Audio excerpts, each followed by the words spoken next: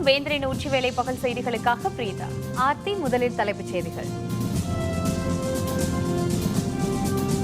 காவல்துறை உயர் அலுவலர்கள் பணியிட மாற்றம், தேர்தல் ஆணையம் நடவடிக்கை.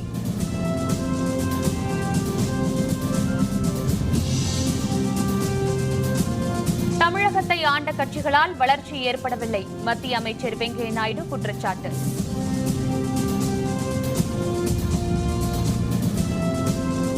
ஐந்து கோடி பேருக்கு இலவச எரிவாயு திட்டம் பிரதமர் மோடி தொடக்கி வைத்தார்.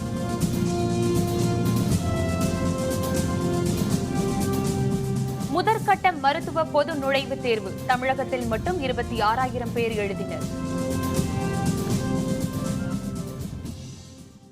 தமிழக சட்டம் ஒழுங்கு கூடுதல் டிஜிபி மற்றும் சென்னை காவல் ஆணையரை பணியிட மாற்றம் செய்து தேர்தல் ஆணையம் உத்தரவிட்டுள்ளது. பேரவைத் தேர்தலை ஒட்டி தமிழக அரசு நிர்வாகத்தை தேர்தல் ஆணையம் ஏற்று நடத்தி வருகிறது. அதனையடுத்து பல்வேறு மாவட்ட ஆட்சியர்களும் காவல்துறை உயர் அலுவலர்களும் இடமாற்றம் செய்யப்பட்டு வருகின்றனர். இந்த நிலையில் தேர்தல் ஆணையத்தின் உத்தரவின் பேரில் உள்துறை முதன்மை செயலர் அபூர்வா வர்மா வெளியிட்டுள்ள அறிவிப்பில் தமிழக சட்டம் ஒழுங்கு கூடுதல் டிஜிபியாக இருந்த திரிபாதிக்கு பதிலாக சைலேந்திரபாபு நியமிக்கப்பட்டுள்ளதாகவும், சென்னை காவல் ஆணையர் டி.கே. ராஜேந்திரனுக்கு பதிலாக அசுதோஷ் சுக்லா நியமனம் செய்யப்பட்டுள்ளதாகவும் தெரிவிக்கப்பட்டுள்ளது. 68 ஆண்டுகளாக ஆட்சி செய்த காங்கிரஸ், திமுக, அதிமுக ஆகிய கட்சிகள் தமிழகத்தை வளர்ச்சி பாதைக்கு அழைத்து செல்லவில்லை என மத்திய அமைச்சர் வெங்கையா நாயுடு குற்றம் சாட்டியுள்ளார். தமிழக பேரவைத் தேர்தலில் போட்டியிடும் பாரதிய ஜனதா கூட்டணி வேட்பாளர்களை ஆதரித்து சேலம், கரூர், திருச்சி, திருநெல்வேலி உள்ளிட்ட இடங்களில் வெங்கையா நாயுடு பிரச்சாரம் மேற்கொண்டு வருகிறார். தேர்தல் பிரச்சாரத்திற்கு இடையே திருச்சியில் செய்தியாளர்களுடன் பேசிய அவர், ஹெலிகாப்டர் பேர முறைகேட்டில் தொடர்புள்ளவர்களை மறைக்கும் முயற்சியில் ஈடுபட்டுள்ள காங்கிரஸ் இந்த விவகாரத்தை திசை திருப்ப முயற்சிக்கிறது என குற்றம் சாட்டினார். ஹெலிகாப்டர் பேர முறைகேடுகளை மறைக்க நாடாளுமன்றத்தை முடக்க காங்கிரஸ் நினைக்கிறது என மத்திய அமைச்சர் வெங்கையா நாயுடு குற்றம் சாட்டியுள்ளார். தமிழகத்திற்கு தேசிய சிந்தனை கொண்ட தேசிய கட்சி தேவை என்றும், இதுவரை ஆண்ட கட்சிகளால் தமிழகத்தில் எந்த முன்னேற்றமும் ஏற்படவில்லை என்றும் வெங்கையா நாயுடு தெரிவித்தார். The scam came into light in 2011. What is the action you have taken? After that scam broke out, you are in power for 2.5 years. The issue of taking bribes emerged in 2012 February. 2014 May, you are in power. You have not done anything. 5 கோடி ஏழை மக்கள் பயன்பெறும் வகையிலான இலவச எரிவாயு இணைப்பு வழங்கும் திட்டத்தை பிரதமர் மோடி தொடக்கி வைத்தார். உத்தரப்பிரதேச மாநிலம் பாலியாவில் நடைபெற்ற விழாவில் உரையாற்றிய பிரதமர் மோடி, நாட்டின் முதல் தொழிலாளியான தாம் சர்வதேச தொழிலாளர் தினத்தன்று தொழிலாளர்களுக்கு வாழ்த்து தெரிவிப்பதாக கூறினார். இந்தியாவின் முன்னேற்றத்துக்கு தொழிலாளர்களின் கடின உழைப்பும் பங்களிப்பும் அவசியம் என்று பிரதமர் மோடி குறிப்பிட்டார். தொழிலாளர்களே உலகத்தை ஒருங்கிணைப்பதாக பிரதமர் பெருமிதம் தெரிவித்தார். நாட்டில் உள்ள தொழிலாளர்களின் பிரச்சனைகளை தீர்க்க நடவடிக்கை எடுக்கப்படுவதாக அவர் குறிப்பிட்டார். और आज देश का ये मजदूर नंबर 1 देश के सभी श्रमिकों को, उनके पुरुषार्थ को, उनके परिश्रम को, राष्ट्र को आगे बढ़ाने में उनके अविरत योगदान को कोटि कोटि अभिनंदन करता है, उस महान परंपरा को प्रणाम करता है. MBBS மற்றும் BDS படிப்புகளுக்கான முதல்கட்ட தேசிய தகுதி நுழைவுத் தேர்வு நாடெங்கும் இன்று நடைபெற்றது. திடீரென தேர்வு நடைபெறுவதாக அறிவிக்கப்பட்டதால் மாணவர்கள் படிப்பதற்கு போதிய அவகாசம் இல்லை என மாணவர்களும் பெற்றோரும் கவலை தெரிவித்துள்ளனர். சென்னையில் பல்வேறு மையங்களில் நடைபெற்ற நுழைவுத் தேர்வு பற்றிய விரிவான தகவல்களை தருகிறார் நமது செய்தியாளர் புவனேஸ்வரி. அகில இந்திய மருத்துவ நுழைவுத் தேர்வு இன்று நடைபெற்றது. உச்சநீதிமன்ற உத்தரவின் பேரில் இந்த தேர்வினை தேசிய தகுதிக்கான நுழைவுத் தேர்வாக கருத வேண்டும் என்று அறிவுறுத்தப்பட்டிருந்தது. அதன்படி இந்த தேர்வானது இன்று நடைபெற்றது. இந்த தேர்வினை நாடு முழுவதும் 6 லட்சத்துக்கும் மேற்பட்டோர் எழுதினர். அதேபோன்று தமிழகத்தில் மட்டும் 26,000 பேர் இந்த தேர்வினை எழுதினர். இதற்காக சென்னையில் மட்டும் 39 மையங்கள் அமைக்கப்பட்டிருந்தன. ஒட்டுமொத்த தமிழகத்திற்கும் சென்னையில் மட்டுமே மையங்கள் அமைக்கப்பட்டிருந்ததால் மற்ற மாவட்டங்களில் இருந்து வருவது தங்களுக்கு சிரமம் அளிப்பதாக மாணவ மாணவிகளின் பெற்றோர்கள் தெரிவித்துள்ளனர். எங்களுக்கு சாதாரண ஸ்டேட் போர்டு எங்களுது, ஆனால் இதை சிபிஎஸ்சி சிலபஸ் அட்டன் பண்ணுறது ரொம்ப கஷ்டம் தமிழ்நாடை பொறுத்த வரைக்கும். இது எங்களுக்கு ரொம்ப சிரமமாக தான் இருக்குது சென்னையில் சென்டர் போட்டுக்கிறது. இதே திருச்சியோ பக்கத்தில் நேட்டிவில் அது கிட்டக்க இருந்ததுன்னா எங்களுக்கு கொஞ்சம் வசதியாக இருக்கும். திடீர்னு சுப்ரீம் கோர்ட் வந்து ஏஎம்பிஎம்டியை வந்து நீட்டாக கன்சிடர் பண்ணுறோன்னு சொல்லிட்டாங்க. ஏஎம்பிஎம்டி கொஸ்டின்ஸ் வந்து உங்களுக்கே தெரியும், அது வந்து சிபிஎஸ்சி பேஸ் பண்ணி தான் இருக்கும், கொஞ்சம் டஃப்பாகவும் இருக்கும். நம்மளோட ஸ்டேட் போர்டோட சிலபஸ்க்கு அதுக்கு மேட்ச் பண்ண முடியாது. தமிழ்நாடு அரசு வந்து ஸ்ட்ரெஸ் பண்ணி எங்களுக்கு இந்த வருஷம் என்ட்ரன்ஸ் வேண்டான்னு சொல்லணும், அல்லது நீட் 1 எழுதினவங்களுக்கு நீட் 2க்கு சான்ஸ் கொடுக்கணும். அதே போன்று இந்த தேர்வானது நிறைவடைந்த நிலையில் இந்த தேர்வினை குறித்து மாணவ மாணவிகள் கூறும் கருத்துக்களை இப்போது நாம் கேட்கலாம். கொஞ்சம் பயமாக தான் இருந்தது, கொஷின் பேப்பர் கொஞ்சம் டஃப்பாக தான் இருந்தது. எனக்கு பயாலஜி ஈஸியாக இருந்தது, ஃபிசிக்ஸ் கொஞ்சம் டஃப்பாக இருந்த மாதிரி ஃபீல் பண்ணேன். எனக்கு பயாலஜி ஈஸியாக இருந்துச்சு, நார்மலாக எப்பயும் போல ப்ரிப்பேர் பண்ணியிருந்தேன். பயாலஜி வந்து நல்லா பண்ணியிருக்கேன், பயாலஜி நல்லா இருந்துச்சு. ஃபிசிக்ஸ் வந்து நான் கொஞ்சம் நல்லா பண்ணதான் எனக்கு தோணலை, ஆனால் பயாலஜி நல்லா பண்ணேன். Chemistry was also good. தமிழகத்தில் மருத்துவ சேர்க்கைக்கான நெறிமுறைகள் பாதுகாக்கப்படும் என்று சுகாதாரத்துறை செயலாளர் ராதாகிருஷ்ணன் ஏற்கனவே தெரிவித்திருந்தார். ஆனால் இதற்கான தெளிவான முடிவானது வரும் 3ஆம் தேதி உச்சநீதிமன்றத்தில் இது குறித்த வழக்கு விசாரணைக்கு வர இருக்கிறது. அதற்கு பிறகு இதற்கான தெளிவான முடிவு தெரிய வரும் என்று எதிர்பார்க்கப்படுகிறது. வேந்தர் செய்திகளுக்காக சென்னை KK நகரிலிருந்து ஒளிப்பதிவாளர் மணியுடன் புவனேஸ்வரி. பேரவைத் தேர்தலுக்கான வேட்பாளர் இறுதிப்பட்டியல் நாளை வெளியாக உள்ள நிலையில் அரசியல் தலைவர்களின் பிரச்சாரம் மும்முரமாகியுள்ளது. தமிழக சட்டப்பேரவைத் தேர்தலுக்கான வேட்புமனுக்கள் கடந்த ஏப்ரல் மாதம் 22ஆம் தேதி தொடங்கி 29ஆம் தேதி வரை பெறப்பட்டன. மொத்தம் 7149 மனுக்கள் தாக்கல் செய்யப்பட்டிருந்த நிலையில் நேற்று வேட்புமனுக்களின் பரிசீலனை நடைபெற்றது. அதன் முடிவில் 4531 மனுக்கள் ஏற்கப்பட்டன, 2618 மனுக்கள் நிராகரிக்கப்பட்டன. நாளை தினம் மனுக்களை திரும்பப் பெறுவதற்கு கடைசி நாள் எனவும் நாளையே இறுதி வேட்பாளர் பட்டியல் வெளியாகும் எனவும் தேர்தல் ஆணையம் அறிவித்துள்ளது. அதனையடுத்து அரசியல் கட்சிகளின் தலைவர்கள் பிரச்சாரம் மும்முரமாகும் என்று எதிர்பார்க்கப்படுகிறது. ஹரியானா மாநிலம் ஜிண்ட் பகுதியில் ஜாட் சமூகத்தினரின் போராட்டத்தை அடுத்து 144 தடை உத்தரவு பிறப்பிக்கப்பட்டுள்ளது. இடஒதுக்கீடு கோரிக்கையை வலியுறுத்தி ஹரியானா மாநிலத்தில் சிறை நிரப்பும் போராட்டத்தில் ஈடுபட போவதாக ஜாட் சமூகத்தினர் அறிவித்திருந்தனர். ஜிண்ட் பகுதியில் போராட்டம் மிகவும் தீவிரமடையும் என்று கூறப்பட்டது. அதனையடுத்து அப்பகுதியில் 144 தடை உத்தரவு பிறப்பித்து மாநில அரசு உத்தரவிட்டுள்ளது. உத்தரகண்ட் காட்டுப்பகுதியில் தொடர்ந்து எரியும் காட்டுத்தீயை அணைக்கும் பணியில் இந்திய விமானப்படை ஹெலிகாப்டர்கள் பயன்படுத்தப்படுகின்றன. உத்தரகண்ட் மாநிலத்தின் உத்தரகாசி மாவட்டத்தில் காட்டுப்பகுதிகளில் கொளுத்தும் வெயிலால் பெருமளவிலான காட்டுத்தீ பற்றி எரிந்து வருகிறது. கடந்த 3 மாதங்களாக எரிந்து வரும் காட்டுத்தீயை அணைக்கும் பணியில் வனத்துறையினரும் தீயணைப்பு படையினரும் ஈடுபட்டு வருகின்றனர். எனினும் கட்டுப்படுத்த முடியாத அளவுக்கு தீ எரிந்து வருகிறது. ஒரு பகுதியில் தீயை அணைத்தால் வேறு பகுதியில் தீப்பற்றும் நிலையில் வீரர்கள் திணறி வருகின்றனர். வனப்பகுதியில் பற்றி எரியும் இந்த தீயால் மரங்கள் எரிவதோடு மட்டுமல்லாமல் வன விலங்குகள் மற்றும் பறவைகளும் அழிந்து வருகின்றனர். வனப்பகுதியை ஒட்டியுள்ள கிராமப்பகுதி மக்களுக்கும் இதன் காரணமாக பெரும் பாதிப்பு ஏற்பட்டுள்ளது. உத்தரகண்ட் மாநிலத்தில் மட்டும் நிகழாண்டில் காட்டுத்தீ காரணமாக 7,44,000 ரூபாய் அளவுக்கு இழப்பு ஏற்பட்டுள்ளது. அதனையடுத்து இந்திய விமானப்படையின் ஹெலிகாப்டர்களும் தீயணைப்பு பணியில் ஈடுபடுத்தப்பட்டுள்ளன. திமுகவினர் நடத்தும் மது ஆலைகள் மூடப்படும். கனிமொழி விளக்கம். விவரம் விளம்பர இடைவேளைக்கு பிறகு.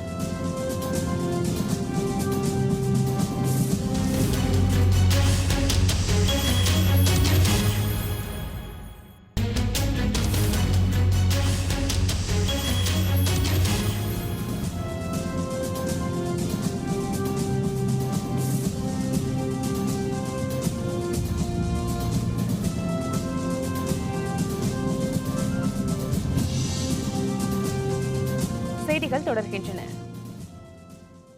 திராவிட கொள்கைகளை புதுப்பிக்க வேண்டிய சூழல் ஏற்பட்டுள்ளதாக இந்திய கம்யூனிஸ்ட் கட்சியின் தேசிய செயலர் ராஜா தெரிவித்துள்ளார். சென்னை தியாகராய நகரில் உள்ள இந்திய கம்யூனிஸ்ட் கட்சி அலுவலகத்தில் கொடியேற்றிய அவர் பின்னர் செய்தியாளர்களுடன் பேசினார். அப்பொழுது மருத்துவ கல்வி நுழைவுத் தேர்வு விவகாரத்தில் தமிழக அரசு முன்கூட்டிய நடவடிக்கை எடுத்து தடுத்திருக்க வேண்டும் என தெரிவித்தார். மதிமுக பொதுச் செயலர் வைகோ தாக்கப்பட்டதற்கு கண்டனம் தெரிவித்த அவர் அரசியல் மற்றும் கொள்கை ரீதியிலான தாக்குதல்கள் இருக்கலாம் என்றும், ஆனால் தனிநபர் தாக்குதல் ஏற்புடையது அல்ல எனவும் குறிப்பிட்டார். தமிழ்நாட்டில் திராவிட அணிக்கு மாற்று இல்லை அப்படின்னு சொல்கிறதே நான் மறுக்கிறேன். நான் இப்போ திராவிட கொள்கைகளையே புதுப்பிக்க வேண்டிய அவசியம் இருக்குதுன்றதை அவர் புரிந்து கொள்ளணும். இன்றைக்கி அவர் காலத்தில் பேசின அதே கருத்துக்களை இன்றைக்கி அவங்க பேசலை. இங்கே தமிழ்நாட்டிலையும் ஒரு மாற்று அரசுன்னு வரும்போது ஒரு கூட்டணி அரசு, அதுக்கான வரலாற்று தயார் நிலை இன்றைக்கு உருவாகிட்டு இருக்குது அப்படின்னு சொல்கிறேன் நான். திமுக தலைவர்கள் குடும்பத்தினர் நடத்தும் மது ஆலைகள் மூடப்படும் என பல மாதங்களுக்கு முன்பே தெளிவுபடுத்தியுள்ளதாக திமுக மாநிலங்களவை உறுப்பினர் கனிமொழி தெரிவித்துள்ளார். தஞ்சாவூரில் செய்தியாளர்களுடன் பேசிய அவர், மதுவிலக்கு கோரி தமிழகத்தில் நடந்த ஓராண்டாக நடைபெற்ற போராட்டத்தை அடுத்து மதுவிலக்கு நடைமுறைப்படுத்தப்படும் என்று திமுக தேர்தல் அறிக்கையில் அறிவிக்கப்பட்டுள்ளதாக தெரிவித்தார். காவிரி நடுவர் மன்ற இறுதி தீர்ப்பு அரசிதழில் வெளியாவதற்கு திமுக எந்த அளவுக்கு உழைத்துள்ளது என்பது அனைவருக்கும் தெரியும் என்றும் அவர் மேலும் தெரிவித்தார். நிச்சயமாக திமுக தலைவர்கள் அவர்கள் குடும்பங்கள் நேரடியாக நடத்தக்கூடிய மது ஆலைகள் தலைவர் அறிக்கை வந்த உடனேயே அங்கே அதற்கு தொடர்புடையவர்கள் அதை தெளிவுபடுத்தியிருக்காங்க. தலைவர் கலைஞர் அவர்கள் ஆட்சியில் இருந்தபொழுது மற்ற மாநிலங்களோடு பேசி, அங்கே கர்நாடகாவோடு பேசி, முதலமைச்சரோடு பேசி பல நேரங்களில் விவசாயிகளுக்கு தேவையான நேரத்தில் அந்த தேவையான தண்ணீரை பெற்று தந்திருக்கிறார். வைகோவை கொலை செய்ய முயற்சித்த திமுகவினர் மீது நடவடிக்கை எடுக்க வேண்டும் என்று இந்திய கம்யூனிஸ்ட் மாநில செயலர் ரா முத்தரசன் தெரிவித்துள்ளார். திருச்சியில் செய்தியாளர்களுடன் பேசிய அவர், திருவாரூரில் தேர்தல் பிரச்சாரத்தில் ஈடுபட்ட வைகோவை கொலை செய்ய திமுகவினர் முயன்றதாகவும் அந்த சம்பவத்தை இந்திய கம்யூனிஸ்ட் கட்சி வன்மையாக கண்டிப்பதாகவும் தெரிவித்தார். சம்பந்தப்பட்டவர்கள் மீது உரிய நடவடிக்கை எடுக்க வேண்டும் என்றும், இல்லாவிட்டால் உரிய விளைவுகளை ஏற்படுத்துவோம் என்றும் அவர் மேலும் தெரிவித்தார். மதிமுகவை சேர்ந்த தொண்டர் மைக்கில் விளம்பரம் செய்து கொண்டு வருகிறார். முதலில் அவர் தாக்கப்படுகிறார். வைகோ அவர்கள் இறங்கியிருப்பாரையானால் மிக கடுமையான முறையில் தாக்கப்பட்டிருப்பார், கொலை செய்யப்பட்டிருப்பார். இந்த கொலைவெறி தாக்குதல் மிக கடுமையாக கண்டிக்கத்தக்கது. இந்திய கம்யூனிஸ்ட் கட்சியின் சார்பிலும் தேசிய முற்போக்கு திராவிடர் கழகம், மக்கள் நல கூட்டணி, தமிழ் மாநில காங்கிரஸ் இந்த அணியின் சார்பிலும் மிக வன்மையாக இந்த செயலை கண்டிக்கின்றேன். மருத்துவ பொது நுழைவுத் தேர்வுக்கு எதிர்ப்பு தெரிவித்து புதுச்சேரியில் உச்சநீதிமன்ற தீர்ப்பின் நகலை கிழித்து மறியலில் ஈடுபட முயன்ற தந்தை பெரியார் திராவிடர் கழகத்தினர் கைது செய்யப்பட்டனர். மருத்துவ படிப்புக்கு பொது நுழைவுத் தேர்வு நடத்துவதற்கு நாடெங்கும் பெரும் எதிர்ப்பு கிளம்பியுள்ளது. இதனால் கிராமப்புற மாணவர்கள் பாதிக்கப்படுவர் என்று கூறி நுழைவுத் தேர்வை ரத்து செய்ய கோரி புதுச்சேரியில் தந்தை பெரியார் திராவிடர் கழகத்தினர் ஆர்ப்பாட்டத்தில் ஈடுபட்டனர். காமராஜ் சிலை அருகே உச்சநீதிமன்ற தீர்ப்பின் நகலை கிழித்து போராட்டத்தில் ஈடுபட முயன்றவர்களை காவல்துறையினர் கைது செய்தனர்.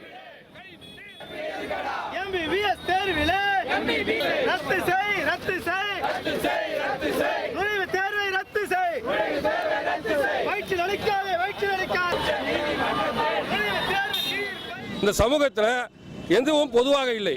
கல்வி பொதுவாக இல்லை, இந்த சமூகம் பொதுவாக இல்லை. அப்படி எதுவுமே பொதுவாக இல்லாத இந்த சமூகத்தில் வெறும் மருத்துவ படிப்பை மட்டும் பொதுவாக நடத்துவது என்பது மிகப்பெரிய துரோகம். இதற்காக நாங்கள் தொடர்ந்து போராடுவோம். இந்த பொது நுழைவுத் தேர்வு நீக்கும் வரை போராடுவோம். சென்னையில் உள்ள மார்க்சிய கம்யூனிஸ்ட் கட்சி அலுவலகத்தில் மே தினத்தை ஒட்டி கொடியேற்றப்பட்டது. சென்னை தியாகராய நகரில் உள்ள அலுவலகத்தில் கட்சி கொடியை மாநில செயற்குழு உறுப்பினர் நூர் முகமது ஏற்றி வைத்தார். இதனை அடுத்து அனைவருக்கும் இனிப்பு வழங்கப்பட்டது. பின்னர் செய்தியாளர்களுடன் பேசிய நூர் முகமது, கடந்த 50 ஆண்டு காலமாக திமுகவும் அதிமுகவும் தொழிலாளர்களை ஏமாற்றி வருவதாக குறிப்பிட்டார். இந்த மே நன்னாளில் தமிழகத்தில் கடந்த 50 ஆண்டு காலமாக மாறி மாறி தொழிலாளர்களை ஏய்த்து வந்திருக்கின்றன. இந்த திமுக அண்ணா திமுக ஆட்சிகளுக்கு மாற்றாக இடதுசாரிகளும் பங்கேற்றுக் கொண்டிருக்கக்கூடிய தேமுதிக, தமாக, மக்கள் கூட்டணி அரசு ஏற்பட்டால் தொழிலாளர்களுடைய உரிமைகள் பாதுகாக்கப்படும். சட்டப்பேரவை தேர்தல் பாதுகாப்பு பணிகளுக்காக மகாராஷ்டிராவில் இருந்து 4 கம்பெனி ஆயுதப்படை காவல்துறையினர் திருநெல்வேலி வந்தடைந்தனர். தேர்தல் பாதுகாப்பு பணிகளுக்காக ஏற்கனவே 2 கம்பெனி ஆயுதப்படையினர் வந்துள்ள நிலையில் மேலும் 4 கம்பெனி காவல்துறையினர் திருநெல்வேலி வந்தடைந்தனர்.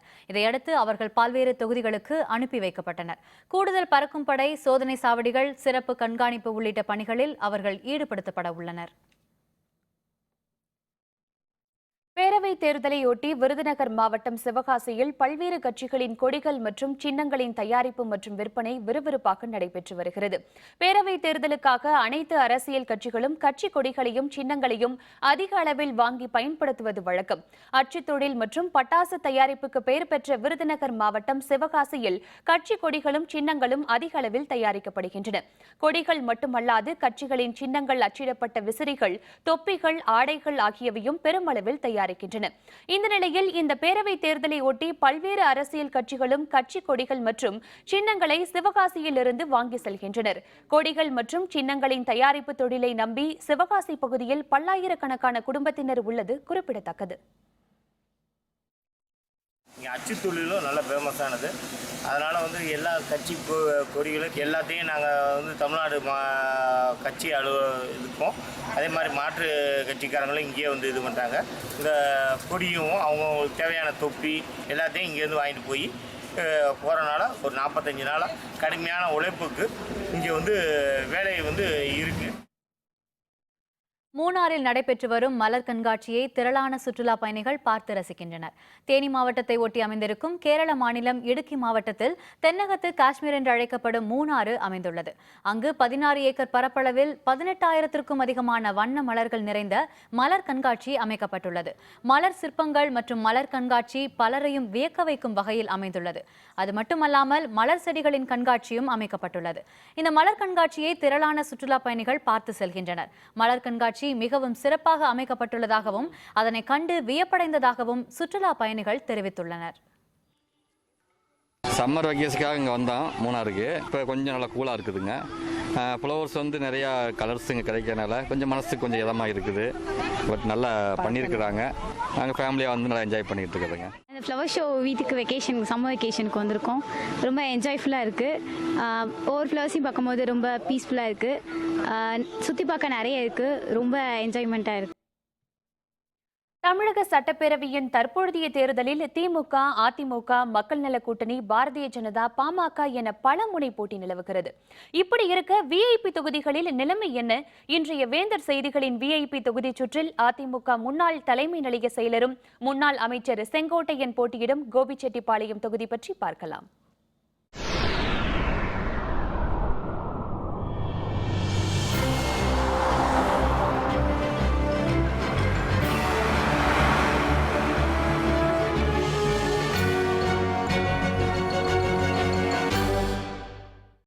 கோபி என்று அழைக்கப்படும் கோபிச்செட்டிப்பாளையம் புவியியல் ரீதியாக கடல் மட்டத்திலிருந்து சராசரியாக 213 மீட்டர் உயரத்தில் அமைந்துள்ளது. கோபிச்செட்டிப்பாளையம் தொகுதியில் விவசாயம்தான் முதன்மை தொழிலாக உள்ளது. அண்மையில் வெளியிடப்பட்ட வாக்காளர் பட்டியலின்படி கோபிச்செட்டிப்பாளையம் தொகுதியில் மொத்தம் 2,41,198 வாக்காளர்கள் உள்ளனர். இதில் ஆண் வாக்காளர்கள் 1,16,087 பேரும், பெண் வாக்காளர்கள் 1,23,105 பேரும் உள்ளனர். இது தவிர 3ஆம் பாலினத்தவர் 6 பேரும் வாக்காளர் பட்டியலில் இடம்பெற்றுள்ளனர். 1952 முதல் 2011 வரை நடைபெற்ற தேர்தலில் ஒரு முறை சுதந்திரா கட்சியும், 3 முறை காங்கிரசும், 2 முறை திமுகவும், 8 முறை அதிமுகவும் வெற்றி பெற்றுள்ளது. 2011 நடைபெற்ற தேர்தலில் அதிமுக வேட்பாளராக போட்டியிட்ட KA செங்கோட்டையன் 94,872 வாக்குகள் பெற்று வெற்றி பெற்றார். இவரை எதிர்த்து போட்டியிட்ட கொங்கு நாடு முன்னேற்றக் கழக வேட்பாளர் MS யுவராஜ் 52,960 வாக்குகள் பெற்று தோல்வியடைந்தார். 41,912 வாக்குகள் வித்தியாசத்தில் KA செங்கோட்டையன் வெற்றி பெற்றார். இந்த தொகுதியில் பல ஆண்டுகளாக நிலவி வரும் பிரச்சனைகளை பார்க்கலாம். தொகுதியின் முக்கிய நீர்வழித்தடமான கீரிப்பள்ளம் ஓடை பல ஆண்டுகளாக தூர்வாரப்படாததால் விவசாயம் பாதிக்கப்பட்டுள்ளதுடன் மழைக்காலங்களில் வெள்ள நீர் வண்டிப்பேட்டை, பாரியூர் பகுதிகளில் வீடுகளுக்குள் புகுந்துவிடும் அவலம் தொடர்கிறது. உற்பத்தி செய்த விளைபொருட்களை பாதுகாப்பாக வைக்க குளிர்பதன கிடங்கு வேண்டும் என்ற கோரிக்கை நிறைவேற்றப்பட்டிருந்தாலும் அதனை இன்னும் செயல்பாட்டிற்கு கொண்டு வராமல் இருக்கிறது. கோபிச்செட்டிப்பாளையம் நகராட்சிக்கு சொந்தமான 2019 வணிக வளாக கடைகள் பல ஆண்டுகளாக பொது ஏலத்தில் விடப்படாமல் அரசியல்வாதிகள் கையில் இருப்பதால் நகராட்சிக்கு வருவாய் இழப்பு. கோபிச்செட்டிப்பாளையத்தில் உள்ள அரசு மருத்துவமனையில் போதிய மருத்துவர்கள் இல்லை என்பதுடன் அடிப்படை வசதிகள் என்பது அறவே இல்லை. கோபிச்செட்டிப்பாளையம் தொகுதி பிரச்சனைகளுக்கு தற்போதைய தேர்தலில் போட்டியிடும் வேட்பாளர்கள் தீர்வு காண்பார்களா? வெற்றி வாய்ப்பு எப்படி இருக்கிறது என்பதை அவர்களிடமே கேட்கலாம். போடி தொகுதியில் அதிமுக சார்பில் மீண்டும் KA செங்கோட்டையன் களமிறங்குகிறார். திமுக கூட்டணியில் காங்கிரஸ் சார்பில் போட்டியிடும் SP சரவணன் முன்னாள் மாவட்ட ஊராட்சி குழு தலைவராக இருந்தவர். டாக்டர் கலைஞர் அவர்கள் தேர்தல் அறிக்கையில் தினமும் குடிநீர் என்கின்ற திட்டத்தை கொடுத்திருக்கின்றார்கள். இப்பொழுது 6 நாட்களுக்கு ஒரு முறைதான் கோபி நகரத்தில் குடிநீர் வந்து கொண்டிருக்கின்றது.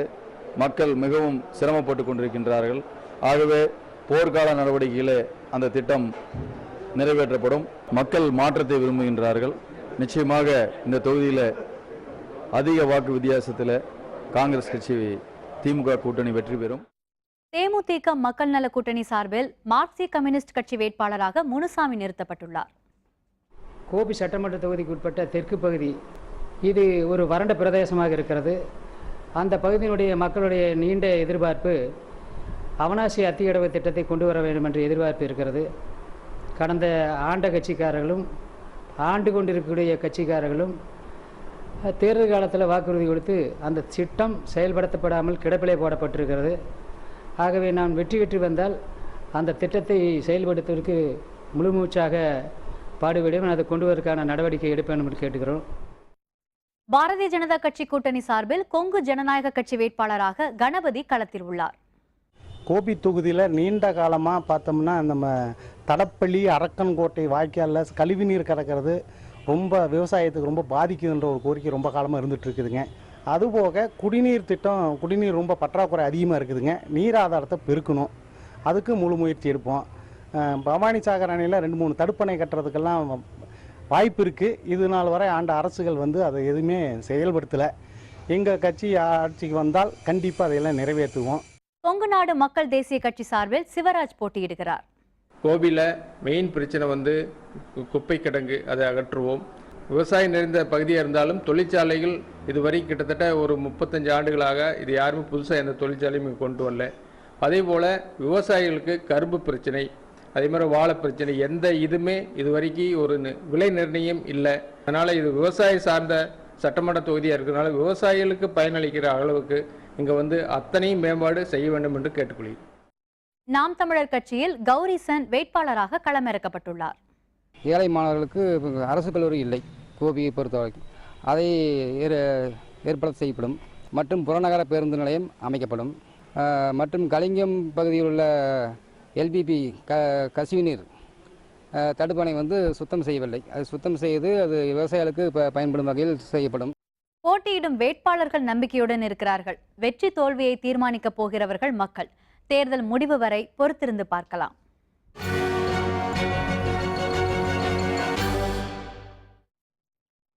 கடந்த 2 ஆண்டுகளில் 4000க்கும் அதிகமானோர் பலி. IS தீவிரவாதிகளால் கொல்லப்பட்டதாக மனித உரிமை அமைப்பினர் தகவல். விவரம் விளம்பர இடைவேளைக்கு பிறகு.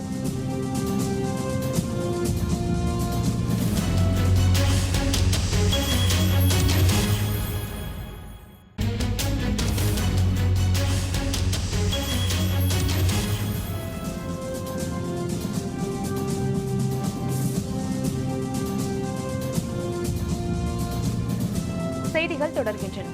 இனி அயலக செய்திகள்.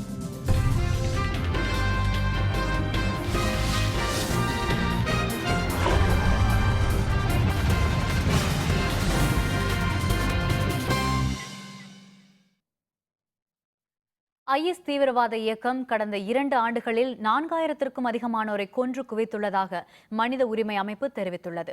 லண்டனை தலைமையிடமாக கொண்டு இயங்கும் சிறிய மனித உரிமைகள் கண்காணிப்பு அமைப்பு வெளியிட்டுள்ள அறிக்கையில் கடந்த 22 மாதங்களில் 4144 பேரை IS தீவிரவாதிகள் கொன்றுள்ளதாக தெரிவிக்கப்பட்டுள்ளது. பெண்கள், குழந்தைகள் என 2230 ஒன்றுமறியா மக்களை IS தீவிரவாதிகள் கொலை செய்ததாகவும் அவர்களின் பெரும்பாலானோர் சன்னி மற்றும் குர்து இனத்தை சேர்ந்தவர்கள் என்றும் அந்த அறிக்கையில் குறிப்பிடப்பட்டுள்ளது. IS தீவிரவாதிகளின் இத்தகைய கொடூர செயல்களை தடுக்க ஐக்கிய நாடுகள் அவை உடனடியாக நடவடிக்கை எடுக்க வேண்டும் என்று சிறிய மனித உரிமைகள் கண்காணிப்பு அமைப்பு வலியுறுத்தியுள்ளது. ஆப்பிரிக்க நாடான கென்யாவில் பெய்த கனமழை காரணமாக குடியிருப்பு கட்டடம் இடிந்து விழுந்ததில் 12 பேர் பலியாகினர். 86 பேர் படுகாயமுற்றனர். ஆப்பிரிக்க நாடான கென்யாவில் கடந்த 2 நாட்களாக கனமழை பெய்தது. இதனால் தலைநகர் நைரோபியில் ஹூருமா என்ற இடத்தில் உள்ள அடுக்குமாடி குடியிருப்பு கட்டடம் இடிந்து விழுந்தது. இதில் இடிபாடுகளில் சிக்கி 12 பேர் பலியாகினர். தகவல் அறிந்து விரைந்து வந்த மீட்புக் குழுவினர் கட்டட இடிபாடுகளில் சிக்கி இருந்த 100க்கும் மேற்பட்டோரை மீட்டனர். படுகாயமுற்ற 86 பேர் அருகில் உள்ள மருத்துவமனைகளில் சிகிச்சைக்காக அனுமதிக்கப்பட்டுள்ளனர். இடிபாடுகள் தொடர்ந்து அகற்றப்பட்டு வருவதால் பள்ளி எண்ணிக்கை உயரக்கூடும் என அஞ்சப்படுகிறது. 198 அறைகள் கொண்ட இந்த குடியிருப்பு கட்டடம் அனுமதியின்றி கட்டப்பட்டுள்ளதாக கூறப்படுகிறது.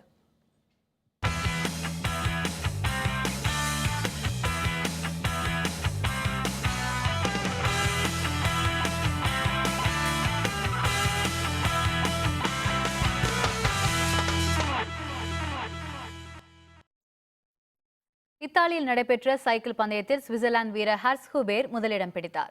இத்தாலியின் ரிவாடெல் கார்டாவில் இந்த போட்டி நடைபெற்றது. 3838 மீட்டர் உயரமுள்ள மலையின் 90.43 கிலோமீட்டர் தொலைவிற்கு நடைபெற்ற இந்த போட்டியில் ஹர்ஸ் ஹூபேர் தொடக்க முதலே முன்னணியில் இருந்தார். சிறப்பாக சைக்கிளை இயக்கிய அவர் முதலிடம் பிடித்தார். 4 மணி 17 நிமிடங்கள் 3 நொடிகளில் அவர் பந்தய தொலைவை கடந்தார். இவருக்கு அடுத்தபடியாக ரஷ்யாவின் அலெக்சே மேட்விடேவ் 2வது இடத்தையும் ஆஸ்திரேலிய வீரர் ஹெர்மன் பென்ஸ்டெனர் 3வது இடத்தையும் பிடித்தனர்.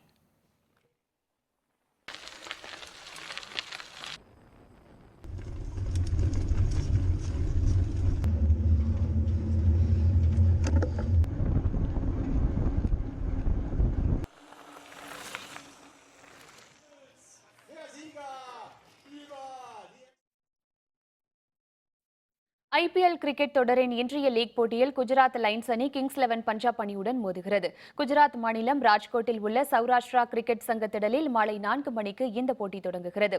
மற்றொரு போட்டியில் ரைசிங் புனே சூப்பர் ஜெயின்ஸ் அணி மும்பை இந்தியன்ஸ் அணியை எதிர்கொள்கிறது. இந்த போட்டி புனேவில் உள்ள மகாராஷ்டிரா கிரிக்கெட் சங்க திடலில் இரவு 8 மணிக்கு தொடங்குகிறது. மீண்டும் தலைப்புச் செய்திகள். காவல்துறை உயர் அலுவலர்கள் பணியிட மாற்றம், தேர்தல் ஆணையம் நடவடிக்கை.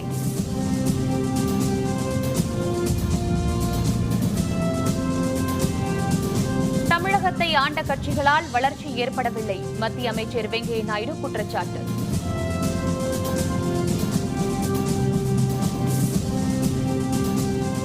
ஐந்து கோடி பேருக்கு இலவச எரிவாயு திட்டம் பிரதமர் மோடி தொடக்கி வைத்தார்.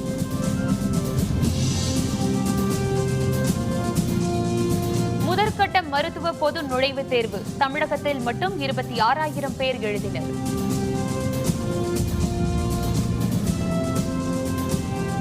இத்துடன் வேந்தரின் உச்சிவேளை பகல் செய்திகள் நிறைவடைந்தன. மீண்டும் மாலை 6 மணிக்கு வேந்தரின் அந்தி மாலை குறுஞ்செய்திகளில் சந்திப்போம். வணக்கம்.